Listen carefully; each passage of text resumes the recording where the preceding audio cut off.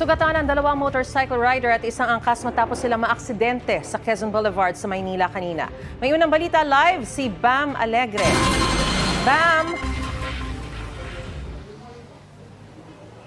Maris, good morning. Nagdulot ng matinding trapiko ang isang vehicular accident dito sa May Quezon Boulevard sa Quiapo, Maynila, pasado alas 5 ng umaga.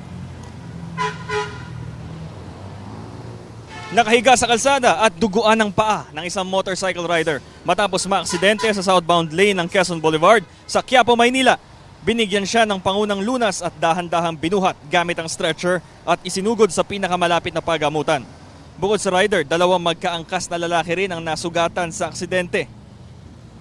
May sugat sa binti ang nagmamaneho ng isa pang motorsiklo.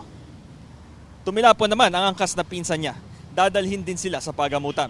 Ang motorcycle rider na sumemplang sa kalsada bumangga rin umano sa likuran ng isang van. Iimbestigahan na ng Manila Traffic Bureau ang aksidente at iimbitahan sa presinto ang driver ng van. Ang mga sangkot naman sa aksidente na nasa ospital pupuntahan ng investigador. Pakinggan natin yung salaysay ng ilan sa mga sangkot sa aksidente kaugnay nung nangyari mga tagpo kanina. Binabaybay po namin itong Quezon Boulevard. Bigla po may dumaan sa amin. Ayun pala, sinagi na kami. Dumaplis sa akin. Pagdaplis niya sa akin, dire-diretso siya. Sumalpok na po siya sa may van. Ayun, hanggang saan nakakaladkad na siya. Tumilapon yung pinsan ko. Buti hindi ako bumagsak. Mabilis ang takbo niya eh. Nagulat na nga lang ako na may tumulog sa likuran namin eh. Bale sila yung bumangga sa likod niyo? Oo, sila ang bumangga.